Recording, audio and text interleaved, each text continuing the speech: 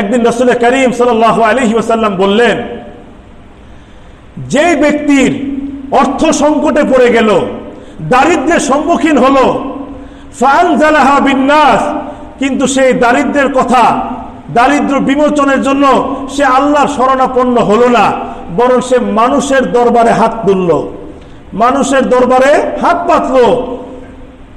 ফাআনজালাহা বিন্নাস, মানুষের মুখাপেক্ষী হলো, লাম তুসাদ্দা ফাকাতু, তাহলে তার অভাব কখনোই দূর হবে না, তার অভাব কখনোই দূর হবে না।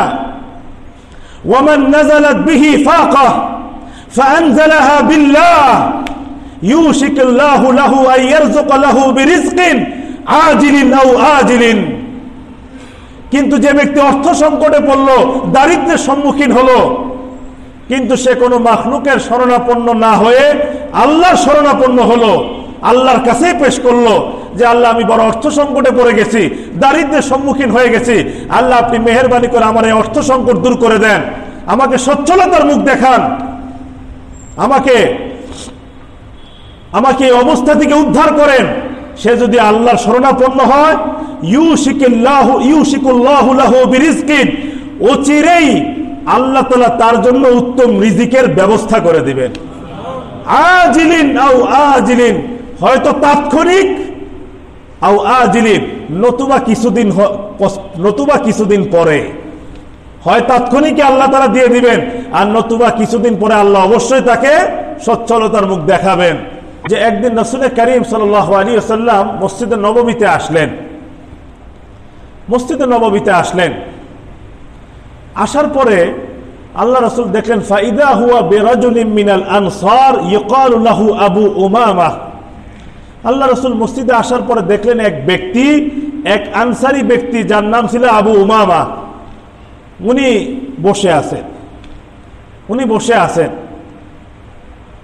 তো রাসূল করিম সাল্লাল্লাহু আলাইহি ওয়াসাল্লাম সেই সাহাবীকে জিজ্ঞাসা করলেন, মালি আরাকা জালিসান ফি ওয়াক্তি গায়রিস সালাহ, মালি আরাকা জালিসান ফি ওয়াক্তি গায়রিস সালাহ, কি ব্যাপার, এখন তো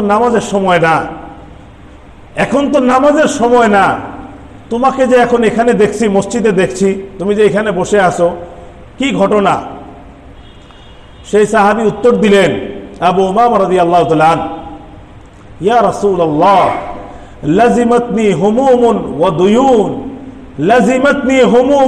দুয়ুন, ইয়া আল্লাহর রাসূল, বিভিন্ন দুশ্চিন্তা আমাকে পেয়ে বসেছে, বিভিন্ন পেরেশানি আমাকে পেয়ে বসেছে, এবং ঋণে আমি জর্জরিত হয়ে গেছি, আমি ঋণগ্রস্ত হয়ে গেছি, ঋণ আমাকে জর্জরিত করে ফেলেছে, আর বিভিন্ন দুশ্চিন্তা পেরেশানিতে আমি আক্রান্ত হয়ে গেছি।